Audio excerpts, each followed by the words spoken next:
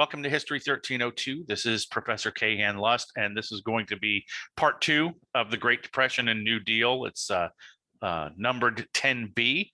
So let's get right back into this. In the last class, the Great Depression had happened. We got through Herbert Hoover's presidency, and we were just about to get to the New Deal when Franklin Roosevelt gets into the presidency. He winds up altering all sorts of things about the United States economy through interventionist policies, to the point that we left it with the key legacy of the Great Depression being the idea of government intervention. It kills off this idea called laissez-faire forever. Now, when this actually happened, when Roosevelt took office, first of all, it wasn't a given that he was even going to win the 1932 election, because even as bad as the economy had gotten, people weren't 100% sure that a guy like Roosevelt would be the answer. When the Great Depression struck, the country had almost no way to deal with it. This was something that people were just unaccustomed to. So talking about radicalism just didn't really enter people's minds. And when they heard talk that was for the United States radical, they weren't sure that that was the way to go. But as the Depression deepened, for example, the Texas Salvation Army was only able to contribute 1 penny per day to unemployed workers in terms of relief. That wasn't going to be nearly enough to sustain any sort of recovery. And it's also worth pointing out that none of that money was actually available to Latino workers or to African American workers. By 1932, charitable donations were on the decline throughout the country. Charitable organizations were only contributing about $78 per year on average to needy people. So that's about $1.50 a week to needy people. So it's just not going to work. There's no way that volunteerism and charity was going to actually be the fix here.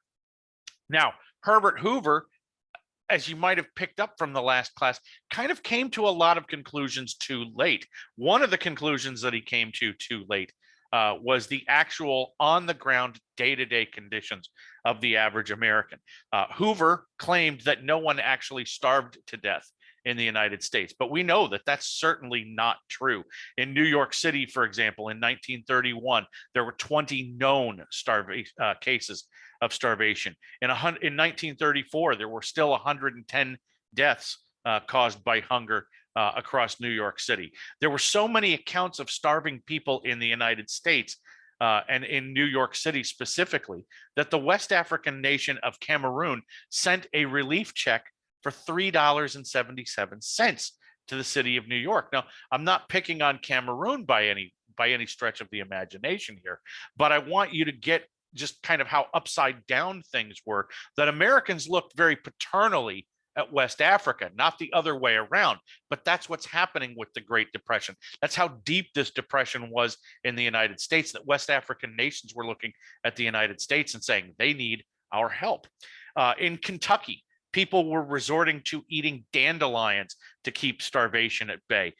In Texas, people were resorting to eating what were called, quote, Texas turkeys. They were going out and hunting armadillos and eating armadillos.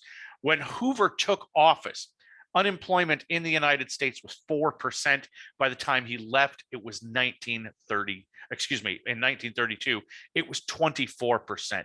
So things were bad, and people started getting this feeling ultimately that we are going to have to be willing to accept radical solutions. So when Franklin Roosevelt started campaigning on this idea of a quote unquote New Deal, people were hesitant to listen, but as the conditions got worse, they were more and more willing to listen. But even as bad as things got, that's not what clinched it for Franklin Roosevelt. What clinched the election of 1932 for Franklin Roosevelt was our next topic, the bonus march, the attack on veterans in the nation's capital. World War I veterans had begun arriving in the nation's capital in May of 1932 to demand that Congress pay early bonuses to them. These bonuses were due to them for their World War I service, but they were not scheduled to be paid until 1945. The bonuses were in the form of a quote unquote military certificate, or it's essentially a bond that they had received. These bonds would mature in 1945. So these veterans were saying, yeah, we're going to get paid down the road. We know that. But they were arguing that they might not actually live until 1945, given how bad the conditions were. Now, these bonds, because there had been so many men who served in World War I and so many of these bonds had been issued, they functioned as a debt for the United States. The national government had a debt of about $3.6 billion, courtesy of these bonds alone. Okay. So, in order to pay them at the moment, to pay them in 1932 would mean that the Congress would have to appropriate just over $3.5 billion to pay these off. Now, Congress had already established a trust fund for these bonds, and they did this in 1921. And ever since that had happened, they allowed veterans to borrow against the bond purchases. They increased the value that they could borrow against these bonds. But ultimately, by 1932, the veterans were saying, enough. We don't want to borrow against it. We don't want to wait for the maturity date. We want to be paid now. Now, in 1931, Congress tried to keep this at bay. They said, we're going to literally double the amount that you could borrow against these. But the veterans were saying, no, we don't want this.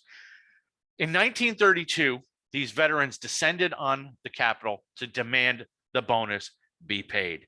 Now, Hoover, as president, was against this, not because he was cold, not because he didn't like veterans or anything like that, but his rationale is that in order to do this, we're going to face a budget crisis. If we appropriate $3.6 billion, we're going to be in a huge crisis. We can't actually afford to do this. Any increase in the deficit, he said, would lead to severe cuts in the only social programs that were actually in existence at the moment. Now, the Senate debated all of this. The House debated all of this. In June of 1932, a group that called themselves the Bonus Expeditionary Force started camping out at a place called Anacostia Flats, which is right outside of Washington, D.C., and it's within sight of the Capitol. So they were close. They just decided they're not leaving. They're going to stick around until the Congress actually does something about this. Now, in total, at Anacostia Flats, there were about 17,000 World War I veterans who were there, and day-to-day marches numbered as high as 44,000 people in Washington, D.C. Now, ultimately, the House voted to give these veterans their bonuses, but the Senate voted this down. And as I mentioned, Hoover said he would veto the measure anyway. So there wasn't going to be much debate over all of this. So these guys decide, even in the face of this, we're not leaving. And this gives rise to calling the town that they set up in Anacostia Flats, start calling this a Hooverville. Hoovervilles were kind of a leftover from the Great Depression era. They were housing structures that were made of semi-permanent and temporary materials like tents and corrugated tin and stuff like that. Things that you can see on the screen here in this image of Anacostia Flats and some of these bonus marchers who were going back and forth between this encampment and the Capitol every single day. So they decided we're staying. We're not going anywhere, and we're going to camp here until you guys come to a solution on all of this. Now, conflict seemed like it was inevitable. The Washington, D.C. police believed that conflict was inevitable. There was according to one reporter, there was, quote, a siege mentality that gripped the White House, meaning that the White House felt that they were under attack from these veterans. Hoover wound up deciding to do something, and this was incredibly fateful what he does. He decided, and he acted more out of fear than anything else. He heard that there had been shots fired that killed two of the bonus Army marchers.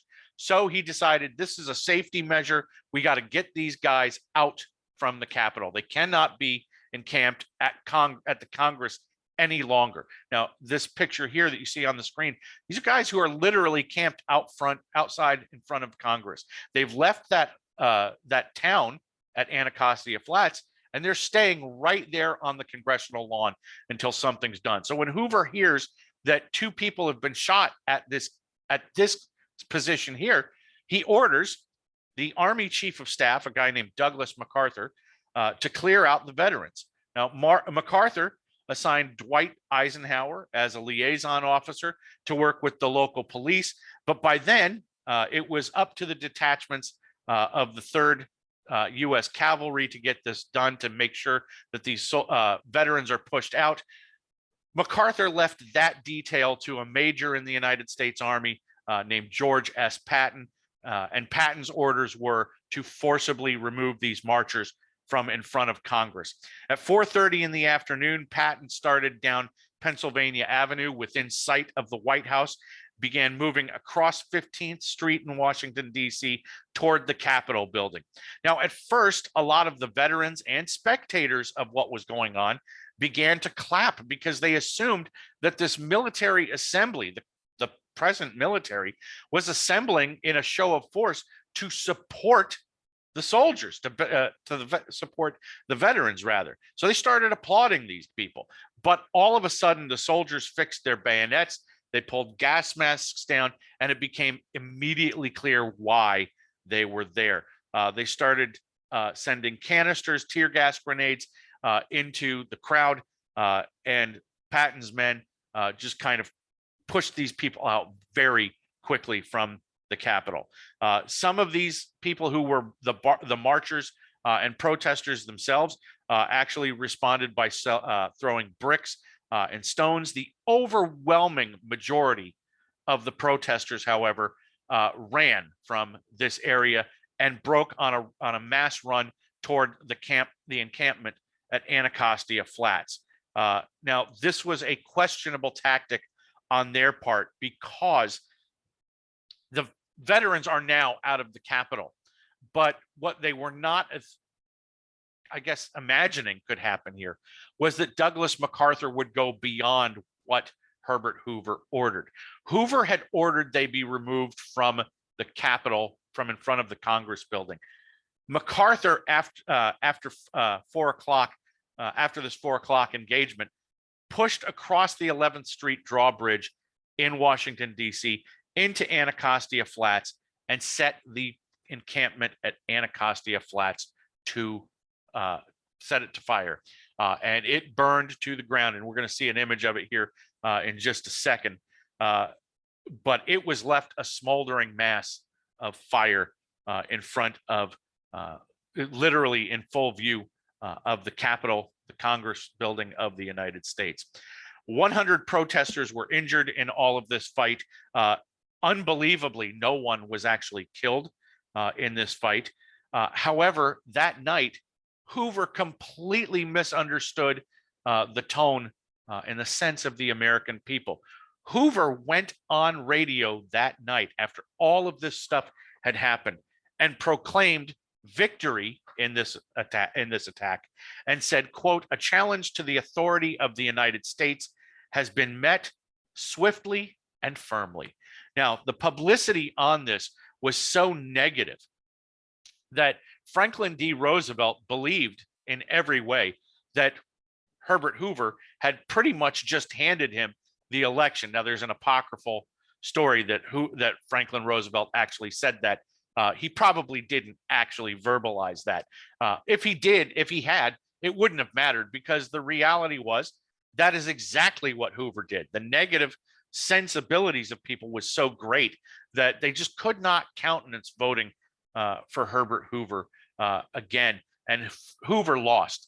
Roosevelt won this election easily in 1932.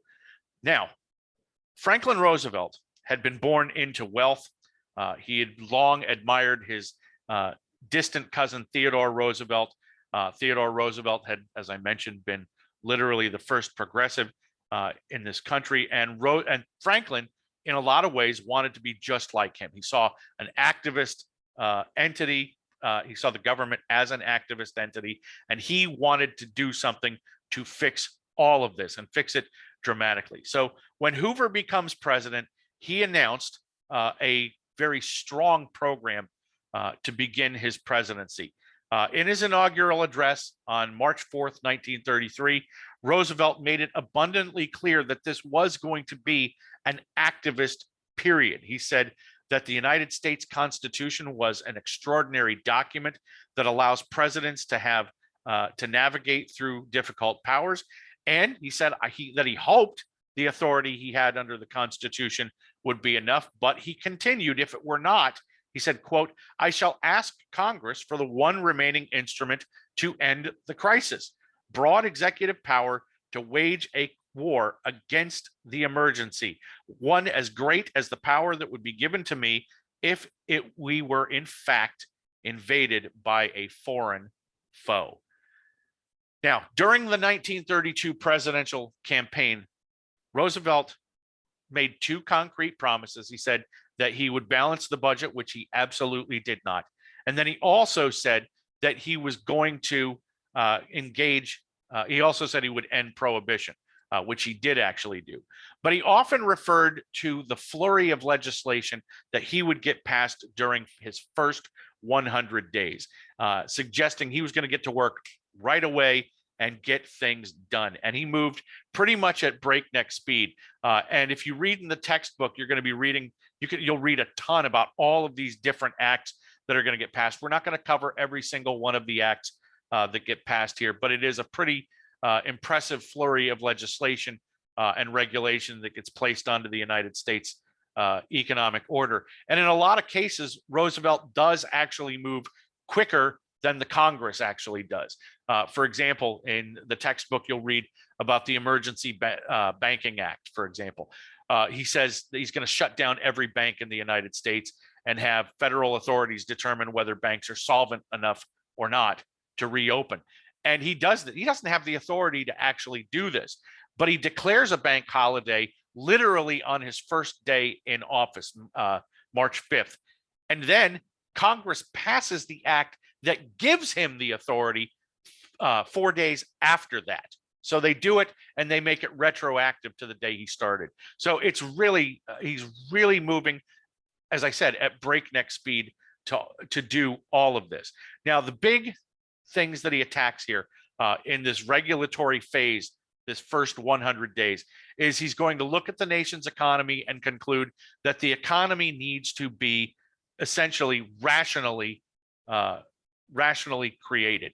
He wanted to get Congress to pass something called the National Industrial Recovery Act, which he does, and he is going to bring in elements of management, meaning corporate management, labor union leaders, and people in the government to plan out industry and industrial production in this country. That's what the National Industrial Recovery Act is all about. Now, this National Industrial Recovery Act also has a bureau that's going to be created called the National Recovery Administration that manages the whole process. And what they're going to do, they're going to get together, they are going to create regulation within the economy. So they're going to create production standards. They're going to create production minimums and maximums. They're going to do things like create a minimum wage. They're going to set labor standards in this country. They're going to do all sorts of things, from regulating the height of ladders to the fitness of chickens that are sold for consumption in the United States. Now, the National Industrial Recovery Act, it's something that Roosevelt does have a lot of faith in, but the problem with the National Industrial Recovery Act is that it's not addressing the biggest problem in the United States economy.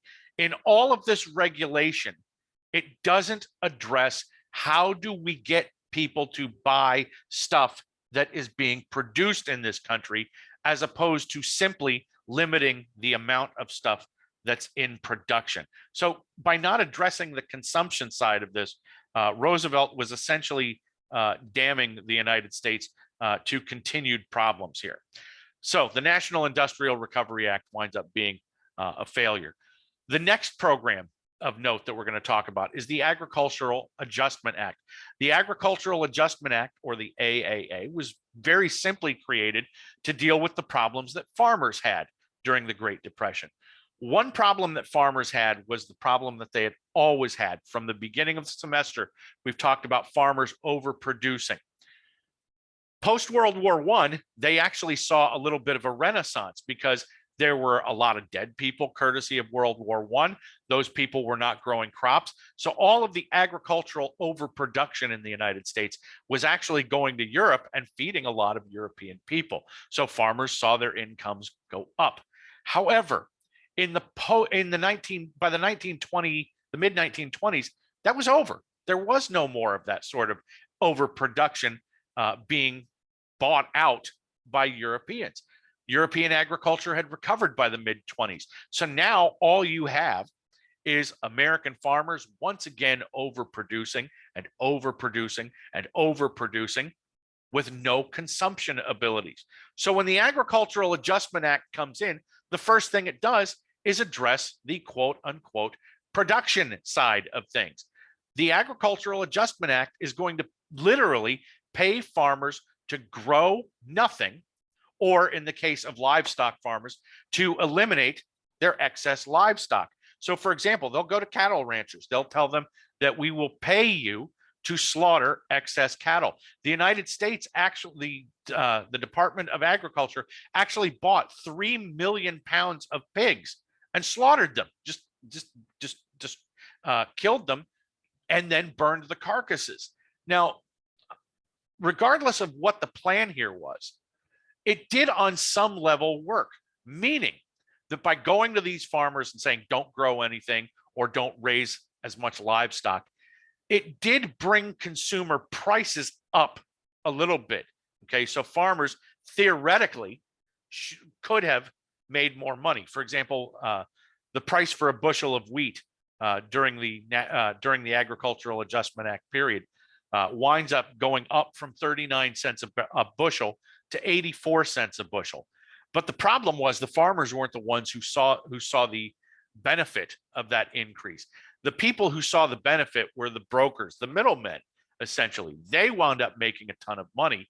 They're not paying those farmers 84 cents a bushel for wheat. So the only thing that ended up happening here was you had a lot of consumer price increases.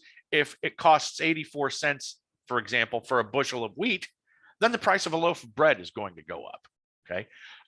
It also seemed to a lot of Americans, it seemed to be wasteful. If you go, for example, I mentioned the Department of Agriculture buying 3 million pounds of pigs and then just slaughtering them, burning and burying the carcasses. To a lot of Americans, that seemed wasteful. That was livestock that could have been slaughtered and distributed, if nothing else, to soup kitchens to feed people. Similarly, there were what were called milk strikes during this period, where dairy farmers would literally dump excess dairy products into rivers and streets as a way of trying to artificially bring up the price of dairy goods. But again, it seemed wasteful and people didn't like this. Okay.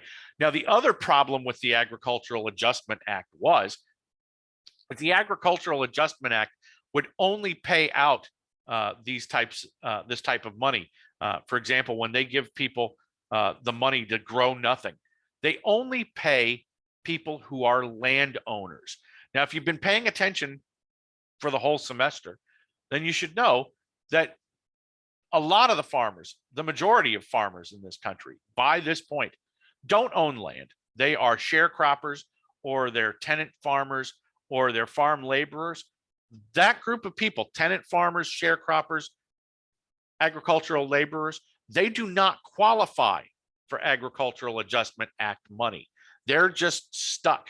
So while subsidies are actually going out, they aren't hitting the farmers who need the subsidies the most. Ultimately, both the National Industrial Recovery Act and the Agricultural Adjustment Act were ended by the Supreme Court. The Supreme Court declared both of these to be unconstitutional, and they died a very quick death. As I mentioned here, the Agricultural Adjustment Act, in large part because of the perception of waste it was by far the most unpopular. Uh, uh, excuse me, I've got on here, it says by far the least popular, unpopular. It's by far the most unpopular program of the New Deal era. Now, another program or another set of programs that happens during this so-called first New Deal in the first 100 days. Roosevelt is going to try to give a nod of sorts to the ideas that John Maynard Keynes had, where you take public money and you spend it on various jobs programs to get people to work. That way they've got money, that way they're consuming it. They're taxpayers now, so they can pay taxes, and it all wind up kind of getting the economy rolling again. This, in theory, is going to work out great. The problem for Roosevelt was twofold. He does create a ton of jobs programs. Okay. The biggest issues, though, are he often has his cabinet departments working at cross purposes with one another. For example, the Public Works Administration is going to be administered by 3 different cabinet level departments. The Civilian Conservation Corps, 3 different cabinet level departments. So a lot of times they're working at cross purposes with one another. Also, Roosevelt was very fearful, even though he's doing these things, even though he's creating these jobs programs, he's very fearful of creating dependency on the government. So while these things might be working, Roosevelt looks at it and says, okay, it's working, but I don't want people to become dependent. So we're going to pull the rug out from under these. The other problem is that in the case of one of these programs, it just doesn't spend enough money. It's just not a long-term solution. And the Public Works Administration absolutely fills that type of description here. The Public Works Administration, or PWA, as it was called, was the first real big jobs program that Roosevelt gets behind.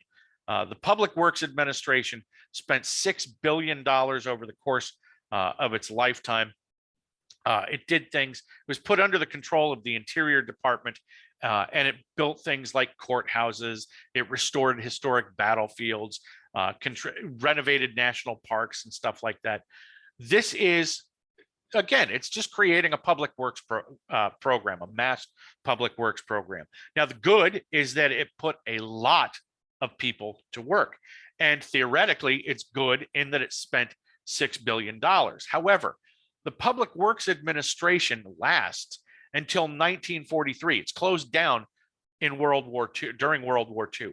And over the course of its existence, from 1933 to 1943, it spends $6 billion. Now, saying only $6 billion seems odd, but again, keep it in context. In those 2 days of stock market drops that I talked about in lecture 10A, 2 days worth of stock market declines resulted in a loss of $211 billion.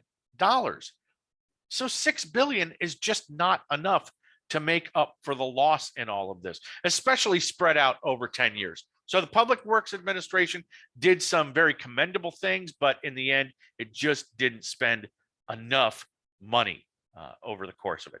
Now, another program that was very similar to the Public Works Administration was something called the Civil Works Administration. The Civil Works Administration is probably the best example of one of those programs where we've got different cabinet departments working at cross purposes with one another. The CWA wound up employing 4 million people over the course of its lifetime, had a very short lifespan from 1933 to 1934. It was always designed to be a temporary program. So in that regard, it worked. It employed all these people. It provided jobs in construction and various beneficial civil projects like road construction, hospital construction, airstrip construction, public school construction, and all of this stuff. However, the problem is that Congress projected a cost of $400 million for the Civil Works Administration. However, the Civil Works Administration consumed $200 million a month. It was out of money almost like that. So when it expired, when the program expired, Congress was not in a hurry to recertify it because they just looked at this as a massive, massive expenditure. So they were perfectly willing to let it go. And Roosevelt didn't fight them on all of this stuff. Now, the Civilian Conservation Corps is by far the single most popular of the New Deal programs. The Civilian Conservation Corps, or CCC, was designed to provide jobs and promote conservation, as the term would suggest. It was also administered by 4 separate departments. I think I said 3 earlier. It's 4 separate departments: the Labor Department, the War Department, Agricultural Department, and the Interior Department. Now, it's not important to me that you know all of those departments. That's not the big thing here. A significant number of jobs within the Civilian Conservation Corps were set aside for veterans, so it employed a lot of veterans.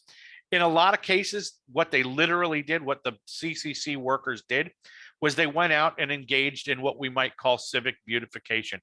For example, Delaware, Ohio had a program where CCC workers would be put onto a bus every single day. They'd go out, they would get off the buses, they'd be handed a bag and a rake, and they would literally move up one street raking leaves, move over to the next block, move down the street raking leaves, go to the next block, move up the street raking leaves. That's all they're doing, okay? So it is, in a lot of cases, civic busy work, okay? It does do things like plant trees. It does help with the Parks Department and all of this sort of stuff. The people who worked in the Civilian Conservation Corps were young men. There were requirements on age and all of this sort of thing. They all lived in barrack-style facilities. They lived together. They did not live with their families. They lived in these Civilian Conservation Corps barracks. These barracks-style facilities were administered by the War Department. These guys earned $30 a month, adjusted for inflation. Even then, it's still not much. It's $665 a month. And there was also a requirement that they send most of that money home. So if they were making $30 a month, they were typically required to send $25 of that home every single month. So there was an age requirement on it. And there was also a stipulation that you have family members in need who you could send this money home to. These guys who were working in the Civilian Conservation Corps also received food and clothing. Now, the involvement of the War Department is important here, and it's also going to play into our next topic when we get there, and that's the coming of World War II. The Civilian Conservation Corps was kind of a backdoor way for the United States to engage in preparation for what's going to be coming in Europe during the 1930s. Franklin Roosevelt did not have the benefit of public support for war efforts during World War II. A lot of people were angry about what happened during World War I, and they said, we don't want to be involved in any European problems. So when Roosevelt would float the idea of, look, we need to get ready for what's happening, people would just completely shut this down. So why I say it's a backdoor way to engage in preparedness, you've got young men. This CCC requires that men be under the age of 25. They're going to come together. They're going to live in barrack-style housing. They're going to get up together. They're going to go out and work together. They're going to eat together. They're going to come back at the end of the day. They're going to go. They're going to have a lights out at the same time. And this type of regimented lifestyle where everything is programmed and every part of their day is planned, this regimented lifestyle that they're living in the Civilian Conservation Corps means that when they get drafted and when they wind up having to go into the military, when we ultimately do get involved in World War II, a regimented lifestyle and a military style of life is not going to be that foreign to them. It's not going to be a huge shock to their system. So this is why I say it's a backdoor way toward preparedness. Now, the main problem with the Civilian Conservation Corps, in addition to funding and the like, the big thing was the Civilian Conservation Corps could not keep up with demand for participation. There were way more people that wanted to be in the Civilian Conservation Corps than the Civilian Conservation Corps could provide jobs for. The other problem with it was that Roosevelt seemed unaware of the importance of the CCC's effect on unemployment. When 1936 drew to a close, unemployment was at 14.9%. Now, that's not good. Obviously, it's not good, but it's nowhere near the 25% that it was when Roosevelt took office. So Roosevelt could legitimately claim to potential voters, I got the unemployment rate down from 25% to 14.9%. I have done a damned good job. That's a legitimate claim. However, he believed that because the numbers had gone down, he looked at it and said, well, the crisis is passing. We seem to have fixed all of this stuff. So when Congress voted to decrease the funding and the size of the Civilian Conservation Corps, Roosevelt simply said, yeah, that's fine, but a good idea, because for God's sake, we don't want people to become dependent on the government. So he signed it instead of vetoing it. And almost immediately, unemployment rates went back up because so many people were employed by the Civilian Conservation Corps. So Roosevelt is looking at these programs in a very distinct way. And it's not what Keynes would have suggested he do. Keynes suggested that when you do this type of government spending, you don't just wait until you're on the up. You don't do it. You don't end it when you're on the upturn. You end it when you're at the top. Okay, once you've kind of reached the moment where the crisis is actually over, not where you're still ascending to the top. Now, the last program of note that we're going to talk about here is the Works Progress Administration. The Works Progress Administration employed about 3.5 million people in various what we would call liberal arts professions. These were people who were writers. They were not just journalists and historians and people who wrote novels, but they were also playwrights and the like. Artists like Jackson Pollock actually wound up getting government money to paint murals during the Great Depression, courtesy of WPA grants.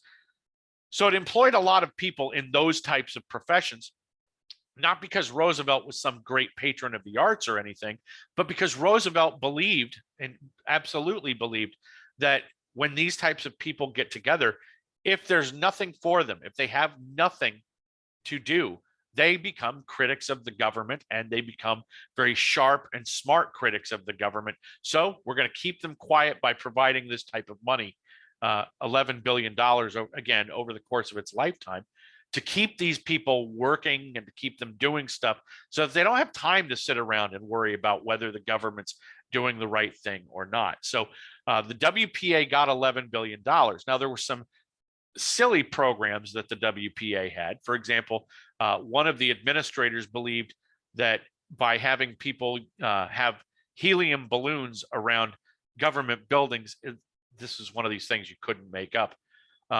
It would keep pigeons, it would scare pigeons away from those buildings. So the pigeons wouldn't crap on the buildings. You wouldn't need to have the buildings cleaned as much on the exterior. The same with monuments. They wouldn't crap on sculptures and all that stuff. So you don't have to clean the sculptures as much. So it was kind of a silly program. On the other hand, the WPA also created the so-called slave narratives, where the national government, the Department of the Interior, got a bunch of people together, and these were authors and historians and journalists, and their job was to go south, take these big atlases, go to every county across the South, and identify and interview every single former living slave and try to get at least a few lines about what slavery was like. So much of what we know today about slavery that comes from the mouths of former slaves themselves came from this WPA slave narratives project. So it may have had some silly parts to it, but it also had some incredibly important parts that were very successful as well.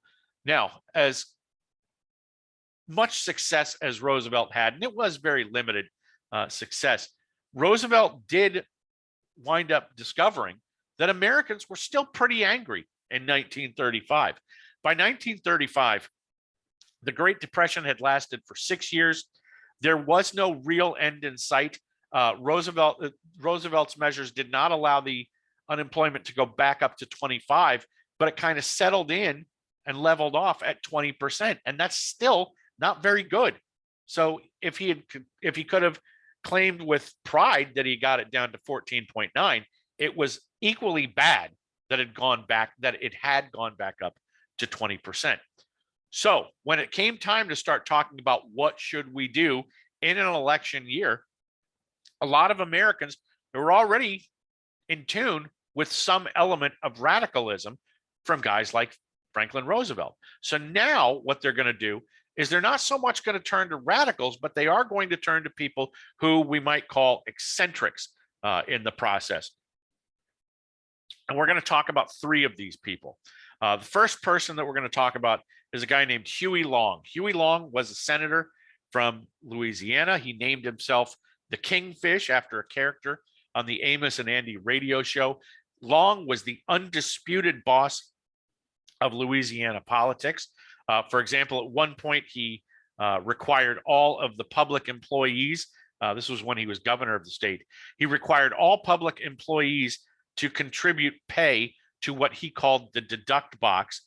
He then used that contribution to create literally a private police force in Louisiana that would carry out his bidding. He was an absolutely spellbinding orator. You can see an image there in the middle of the screen of him addressing the United States Senate. He attacked oil companies, which made him very popular in Louisiana because the oil companies were just starting to come in to the Gulf region at that point and build refineries. And in a lot of cases, they were not doing very good things to the people who lived in these areas. So Long gained a lot of popularity by attacking oil companies. And at one point, when he was talking about a potential run for president, he said that if he were the president, the only group that would pay taxes in the United States was oil companies, because they've made so much profits off the back of the people, and they would absolutely be able to pay for all of the things that he wanted. Excuse me. Long had actually supported Franklin Roosevelt in 1932 during his run for the Senate. When he ran for the Senate, he said that that Louisiana wasn't enough. That's why he wanted to be in the Senate. But by the 1936 election campaign, Long had had enough. He decided that Roosevelt wasn't doing enough to solve the problems. He started giving all of these speeches that mocked the wealthy. He had a speech where he wondered aloud how they could possibly live on $10,000 a day.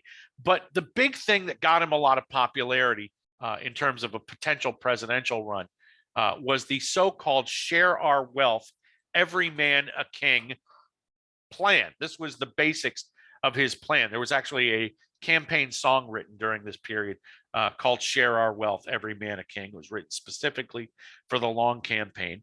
And here's what the Share Our Wealth program suggested. Long wanted to tax the wealthy. He said that he would tax at a rate of 100% every penny over $50 million in personal wealth. Now, personal wealth, understand, that's the totality of everything that a person has, from their savings to stock assets and property and their houses and cars and all that sort of stuff. So if you take everything that they've got and put it in a big pile, if it totals to $50 million or more, they're allowed, any American is allowed, he said, to keep up to $50 million in personal assets, but he would tax everything above the 50 million at 1%. He had the same belief about personal incomes, except in this case, the threshold is $1 million.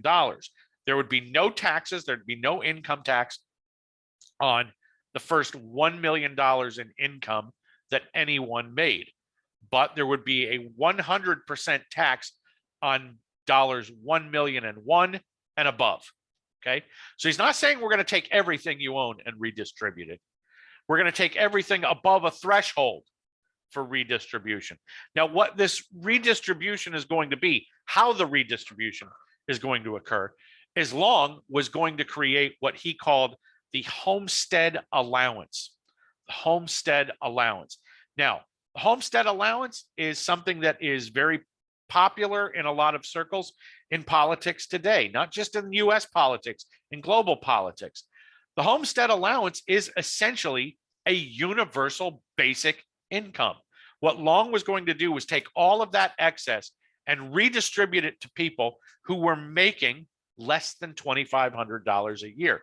It would guarantee that the base income in the United States was $2,500. So if you're, I mean, obviously, if you make $1,500,000, you're not going to go down to the basic, the homestead allowance. But if a person made, say, $1,000 a year, they would go up to, they would get subsidized up to the minimum of the homestead allowance. Now, the homestead allowance was set at $2,500.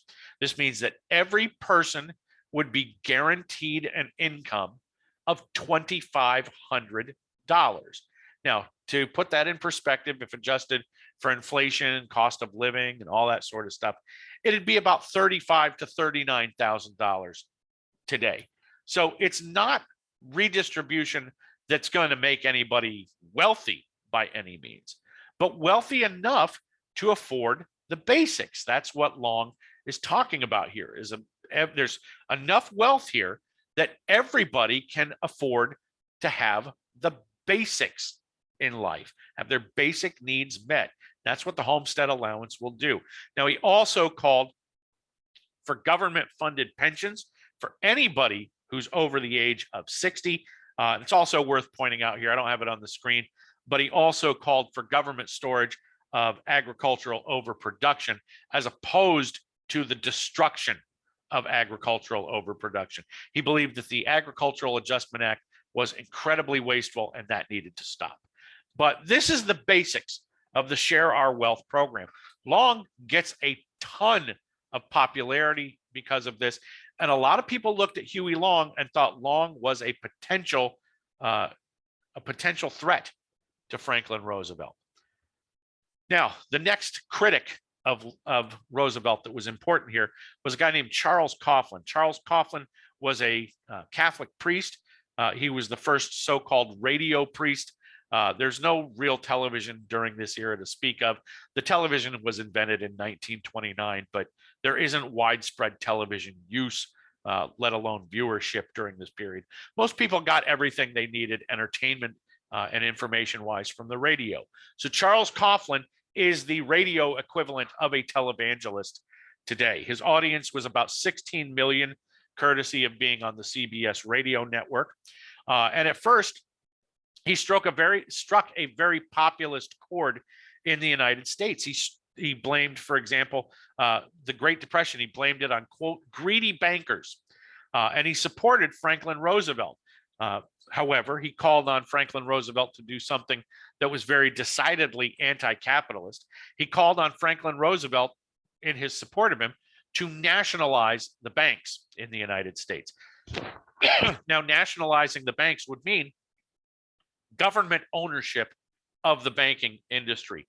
And Roosevelt, while appreciating Coughlin's support, rejected the idea of nationalizing the banks. In fact, he literally said, we're not engaging in communism. We're not going to nationalize the banks. And it's this decision to not nationalize the banks that got Coughlin to ultimately turn on Franklin Roosevelt. However, turning on Franklin Roosevelt wasn't the death of Coughlin's career. It actually got him a fair amount of support. Coughlin lost his support and lost a lot of credibility when he started going after the Jewish population in the United States and globally, for that perspective. He began going after them, claiming that they were the cause of the Great Depression, that they were the only ones who were actually prospering during the Great Depression. A lot of the things that Coughlin is saying in the United States was echoing things that Adolf Hitler was saying in Germany. So Coughlin lost a ton of support during this particular moment in his career. However, Coughlin's contribution to the political narrative in this country is that he was symbolic of something that comes to be known as the paranoid style by the 1950s. This idea that there are conspiracies behind everything, and if you just look for the conspiracy, you'll find the answer to the crisis. As opposed to digging deeper and finding real solutions, you just look for the conspiracy in all of this. Now, the last critic of note that we're going to talk about before we move on to the so-called Second New Deal is a guy named Francis Townsend. Francis Townsend was a retired dentist, and he was probably the least likely of Roosevelt's critics to be successful. However, he was the most successful of Roosevelt's critics.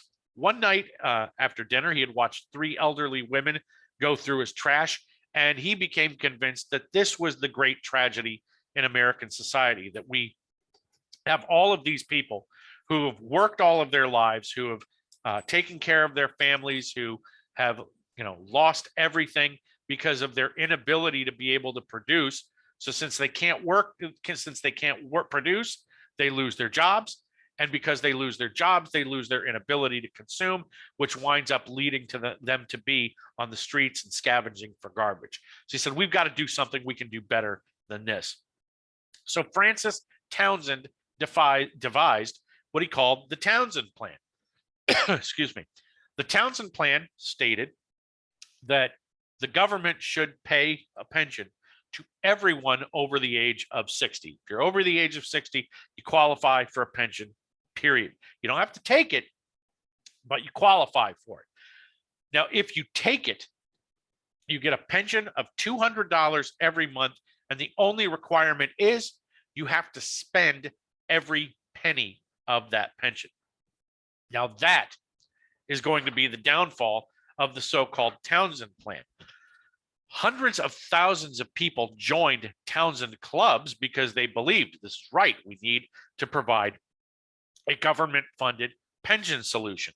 However, where the problem in all of this is if you have a requirement that a person who receives this pension spend 100% of it, meaning every cent of it, just think about the levels of bureaucracy and complexity to the national government that something like this would create. So a lot of people, while saying that a Townsend Plan is a good start, they were not convinced that this is, quote, the solution, but it is a good so-called starting point. Now, all of these people, Coughlin, Townsend, Huey Long, they all seemed to be a warning for Franklin Roosevelt. It looked to a lot of observers like Franklin Roosevelt was on the verge of losing the presidency in 1936. However, Huey Long wound up being assassinated, and the other two simply weren't interested enough in politics. Coughlin would never have been able to put together a coalition that could have allowed him to win, and Townsend, to be perfectly frank, just wasn't interested in that. Townsend did not want to be president at any point, so the idea of doing this just wasn't going to work. However, these critics are still important because what they did was they pushed Franklin Roosevelt to be even more radical in the steps that he took to try to fix the Great Depression. Now, for all of what we've talked about thus far in Lecture 10A and so far in Lecture 10B here today, what Roosevelt had done up to that point was, by American standards, radical. But it wasn't as radical as things that Huey Long was talking about, as radical as Francis Coughlin was calling for, or Charles Coughlin, or as radical as Francis Townsend was calling for. Think about what Long is calling for. Taking people's wealth away from them and redistributing it so that everybody has their basic needs met. That is a textbook definition of socialism. What Charles Coughlin, I don't know why I'm having that brain lapse. What Charles Coughlin was talking about in nationalizing the banks, that is absolutely communistic in nature. The government controls the industry. That's absolutely communism. And what Francis Townsend was suggesting was socialistic in nature. None of these things had been undertaken even by Roosevelt. So while Roosevelt is being radical in creating social programs and creating spending programs and all of this, he's not as radical as these three critics are, but they are going to push him to be more radical. And there are going to be three new steps in all of this. Step one, this is the so-called second New Deal. Step one is the use of organized labor here. The president of the American Economics Association had predicted in 1932 that there would never again be strong unions in the United States. However, as the Great Depression dragged on, membership in unions actually started to go up, and strikes, especially sit-down strikes in the United States, started to also go on the rise. By 1934, 1.5 million workers in this country had engaged in various sit-down strikes. Those strikes were starting to turn violent. For example, in Minnesota, Teamsters workers were shot. 67 of them were shot and killed by the police. Not all of them were killed, but 67 were shot. In Seattle, there was a massive textile workers strike that wound up being put down by violence. And across the country, 500,000 textile workers engaged in the largest single strike in American history. So clearly, labor was in an ascendant position at this point, and Franklin Roosevelt decided to do something about it. He got a senator from New York to sponsor a bill that would allow for a change in labor union activity in the United States. This new step is the Wagner Act. The Wagner Act stated that all workers have the right to unionize and to bargain collectively. Now, this was an important step on the part of the national government. The national government was now standing alongside workers, not alongside the owners of various corporations. They're now on the side of workers, saying, yes, you absolutely have a right to exist, to unionize, to create your unions, and have those unions bargain for you on your behalf. That's what collective bargaining is. The Wagner Act also established the National Labor Relations Board, or NLRB, to ensure that employers were not engaging in unfair practices against workers. So the first part, bring the labor unions and bring workers into the fold. The next step in fixing the problems of the Great Depression, the next radical step, is to address labor laws in this country. And Congress does that in the Fair Labor Standards Act of 1938. The Fair Labor Standards Act of 1938 created a minimum wage law in the United States. The first minimum wage in the US, incidentally, was 40 cents per hour, which translates, strangely enough, if adjusted for inflation and cost of living adjustments, has the same purchasing power as about $9.50 an hour has today. So minimum wage in 1938 was actually, in terms of a purchasing power standpoint, it's actually much higher in 1938 than it is today. So that 40 cents an hour, don't let the actual number kid you. It's about what you can do with those 40 cents an hour that's different. It also established a maximum work week, of 40 hours or 48 hours, depending on industries. And those are for hourly workers, incidentally. It also, the Fair Labor Standards Act of 1938 also guaranteed that hourly workers would be guaranteed, they'd get overtime pay beyond the maximum work hours. So if your industry is one of those 40-hour work week industries, if you are an hourly worker and you work beyond 40 hours, it guaranteed that you got overtime pay beyond that 40th hour. And then the Fair Labor Standards Act of 1938 also banned child labor. It banned child labor. Now, again, not in every circumstance, not in every industry. Excuse me, there are some major exceptions to this, but child labor, for the most part, is banned in the United States. Now, step three is the Social Security Act. Now, the Social Security Act the kind of centerpiece to it is the idea of a desire to help the elderly, old age pensions. Francis Townsend had absolutely tapped into something that was important to the American public. So, under the Social Security Act of 1935, American workers and employers would pay into a trust fund, and at the age of 65, a worker would get a pension. A person who'd paid into the system got a pension. Now, that's as originally written. Some of you may know people who collect on Social Security today, and the age numbers, the age limits, and thresholds of income have gone up and changed over the course of time. But as set in 1935, it's set at 65.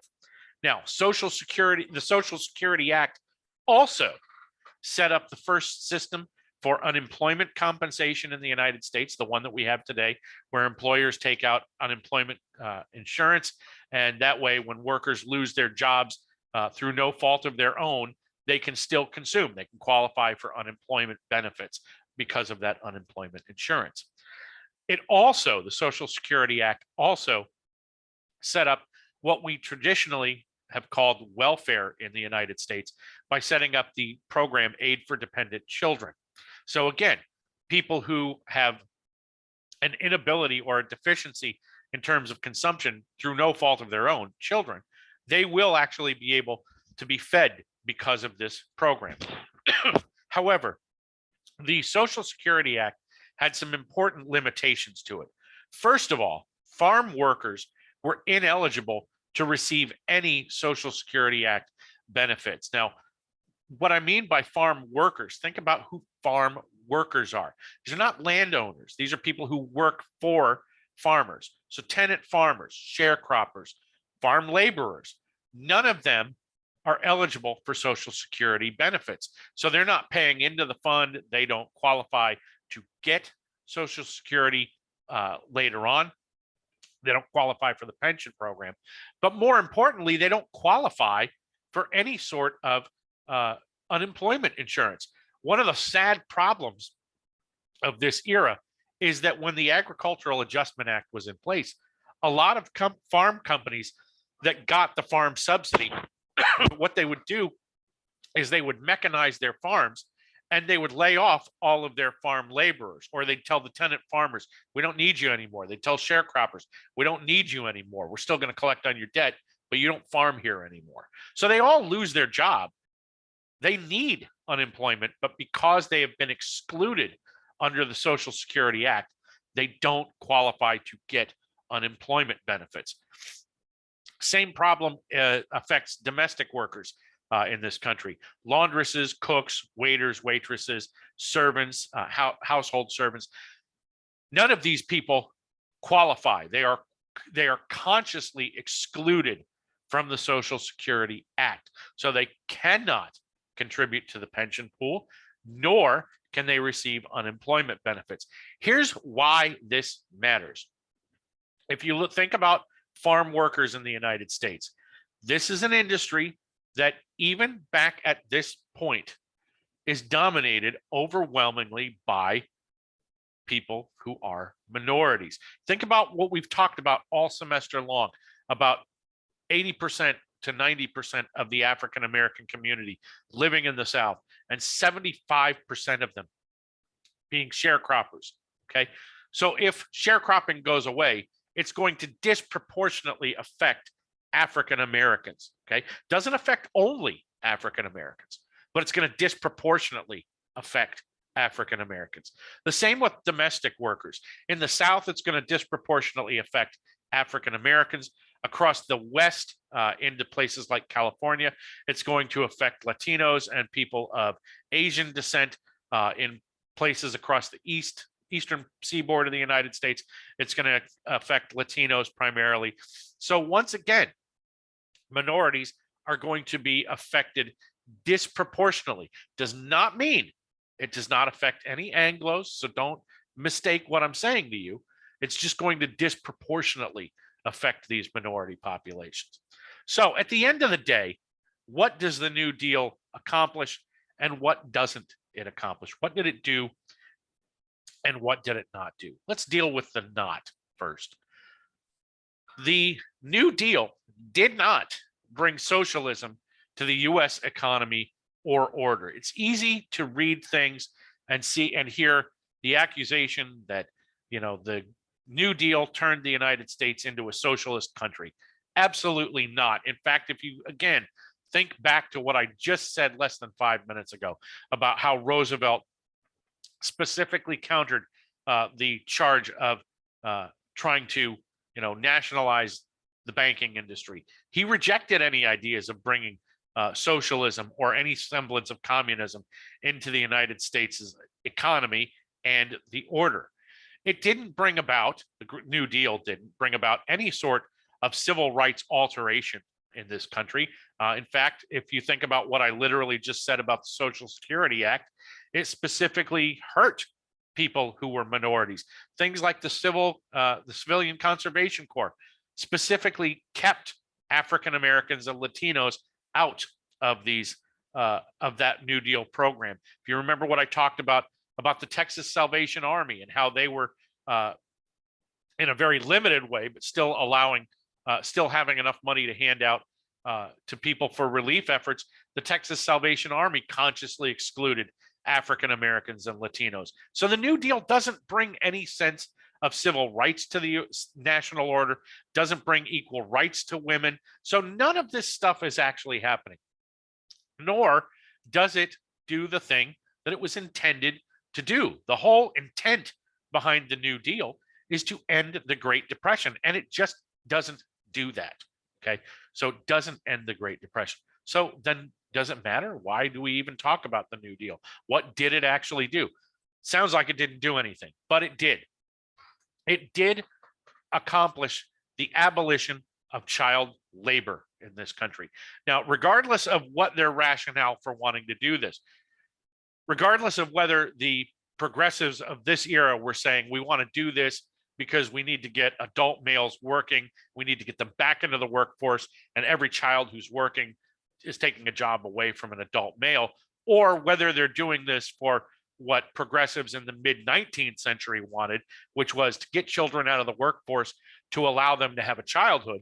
Doesn't matter why they're doing it. The fact is, they've accomplished it. They've gotten children out of the workforce.